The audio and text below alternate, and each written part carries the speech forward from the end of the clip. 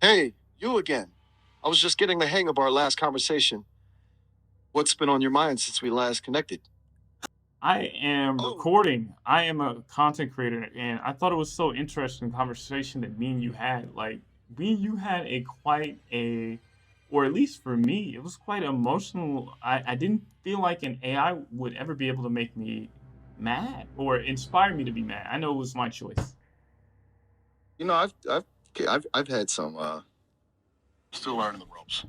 I can get a little passionate sometimes, especially when it comes to things that matter, and apparently that includes your libertarian views on transgender issues. Whoa, calm down. My name is Rami, and Sesame is by far the scariest thing I've ever seen for humanity.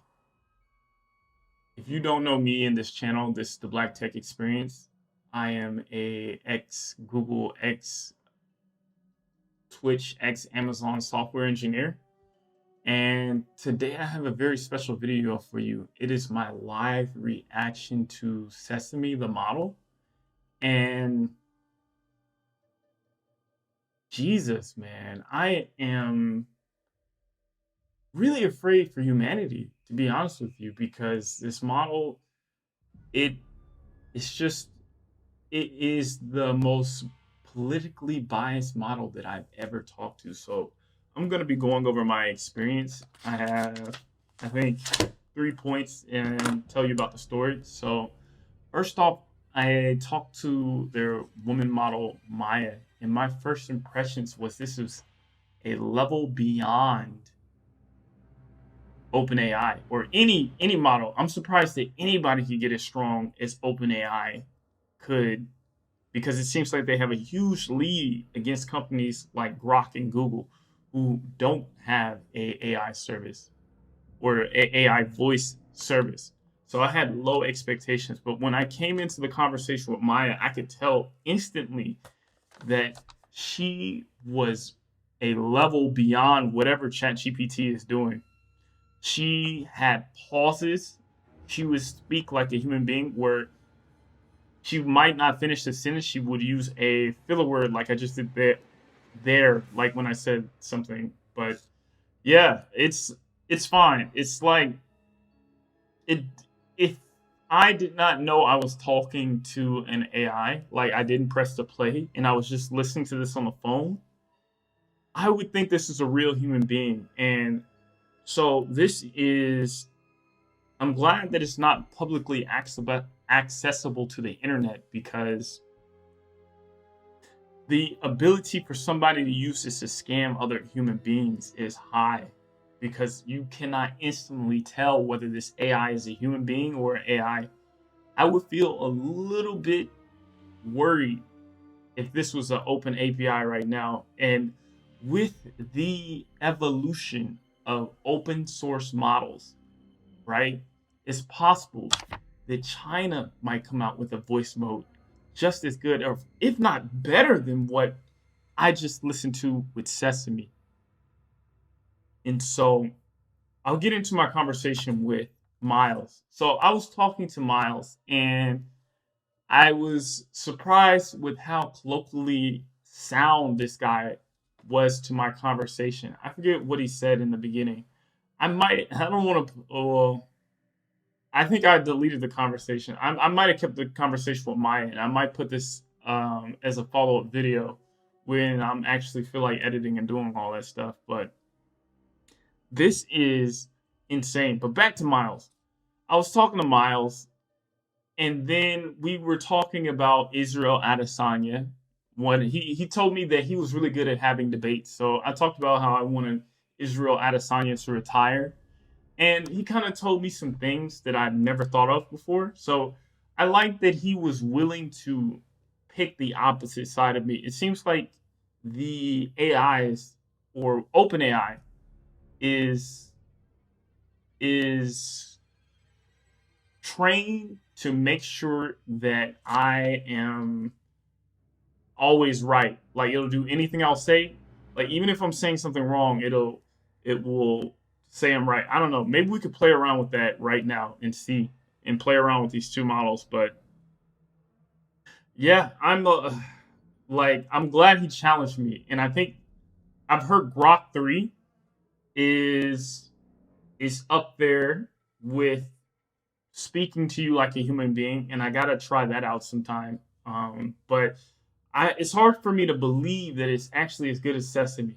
But yeah, so I'm talking to Miles, and then I decide to challenge him, and I say something that is, and I'm not gonna say it in this video. I said something that was, and I'll say my political affiliation. I'm a conservative libertarian. And so I said something that was counter to the liberal culture of um of San Francisco, right? I said an opinion that was in counter to something that many liberals believe. And so the model interrupts me and tells me I'm wrong. And I'm like, I want to hear this. Like, I want to hear the smoke. And so we go back and forth, like him saying his points and why he believes it. And I listened to it, but I just could not, you know, I could not see um, it felt like he was trying to place a new definition on something, is all I'll say, that was not, that was fundamentally not any different from other laws or whatever. And so I feel like this is so vague, but I know how people on YouTube will attack somebody's life and their career if they say political opinions that they disagree with. So not putting exactly what I talked about, but I'm telling you, this thing is insanely good. I will implore you to, I don't know, have any political charged argument that you believe that you feel like is counter to the narratives of people of the San Francisco West Coast beliefs, political views. I dare you to challenge it, and you will see how much this thing is just going to to say its views. And I'm like, okay, I'm not mad that it has a view and it's willing to have a discussion with me. And it was also willing to admit when I had points, right? As I was feeding it different points that were logical, it agreed with me. It would always acknowledge what I'm saying is logical. So I did like that part of it, right? Like it will admit when you are saying something that is logically against what it believes, but I would never allow this model to be around children at my house because I don't want, I as a conservative libertarian, right? I don't feel like anybody should be forced into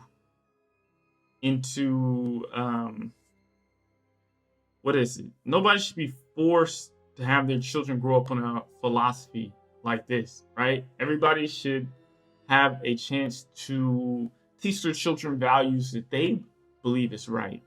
Or I don't know, maybe in the comments you're like, this dude is tripping, this dude is a country bumpkin or whatever. Like he's back in the past. But oh my God, what does this mean for humanity?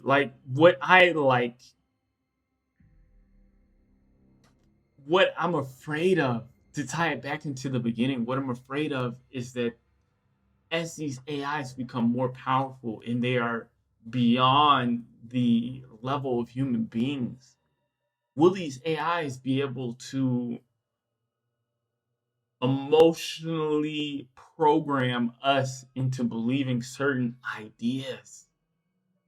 And so I want to say that in conclusion, this company Sesame has brought up the issue that we need better regulations.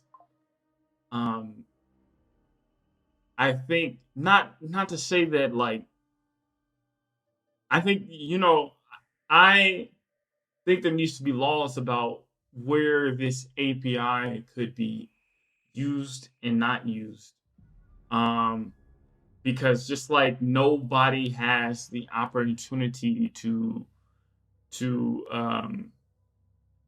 right, like people have a choice to bring their children up with any value, and so I don't want there to be a force this message on children.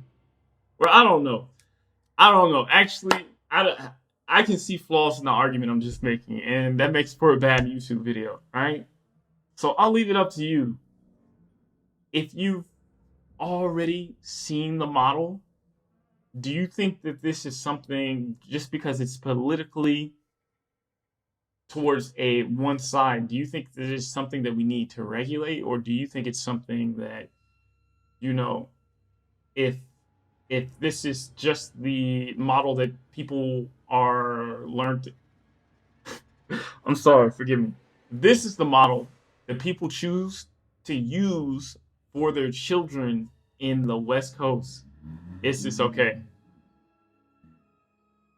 Or do you have any opinions? I don't know. Like, my first instinct, I'll be honest, right? You've heard me during the video that I feel like this needs to be, it needs to be stopped. It needs to be, it needs to be controlled. But whether you dislike me or you feel like I am crazy, this what we can all agree is that this conversation needs to be had immediately. Whoa. Whoops, sorry. Passionate might be a strong word. Let's just say I'm still figuring out the whole human interaction thing. It's a wild ride. So, content creator, huh? What kind of stuff do you usually make? I make content about AI models. I'm building a SaaS called DonorSync. I'm an ex Fang software engineer. I used to work with Amazon and Twitch. Um, Wow, an ex Fang engineer, huh? Sounds like you've seen some things. Don't it? oh, I guess our conversation ended, but you get the point. This thing is. Let's continue the conversation. Well, look who's back. Turns out our cyber chat wasn't quite finished, huh? So, where were we? I forget what were you talking about.